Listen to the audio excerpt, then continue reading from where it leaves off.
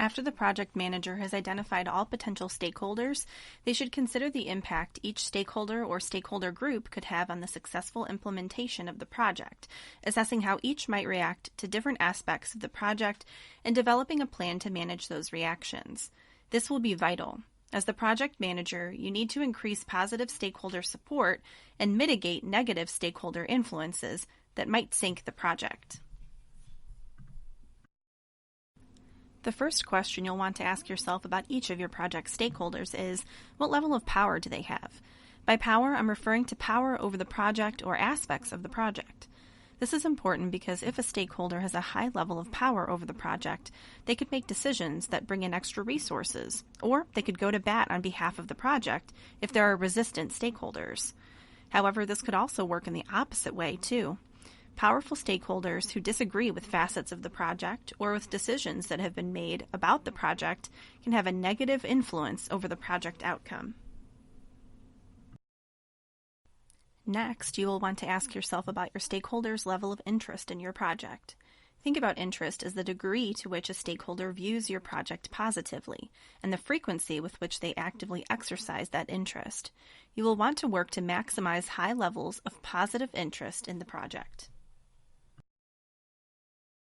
Finally, you will want to consider each stakeholder's potential contributions to the project, skills, connections, and spheres of influence, in order to leverage each stakeholder effectively.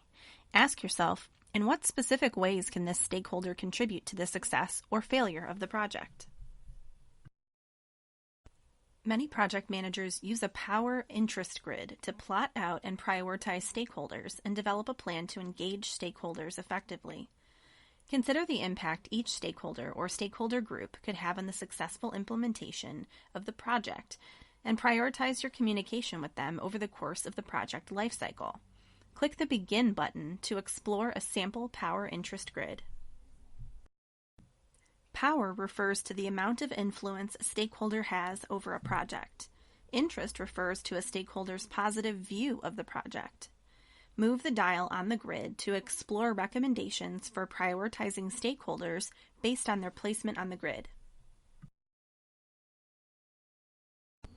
If a stakeholder is high power, low interest, you might have a problem on your hands.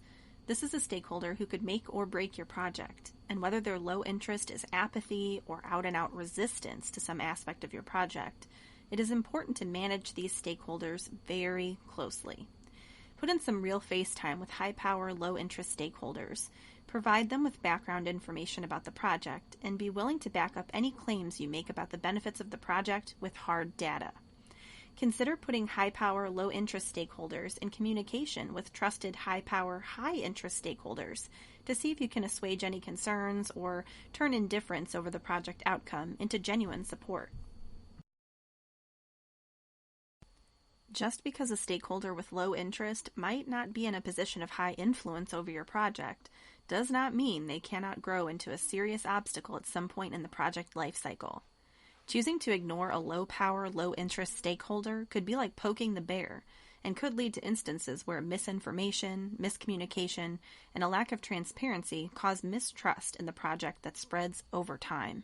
Keep low-power, low-interest stakeholders informed throughout the life cycle of the project.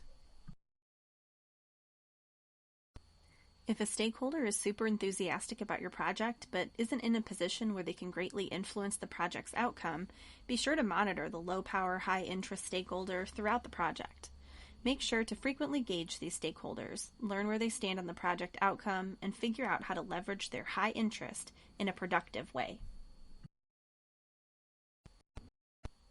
If a stakeholder is high power, high interest, do what you can to keep them satisfied. Communicate with them frequently about progress and seek their input when possible. Those with this level of influence over the project outcome should be made to feel appreciated.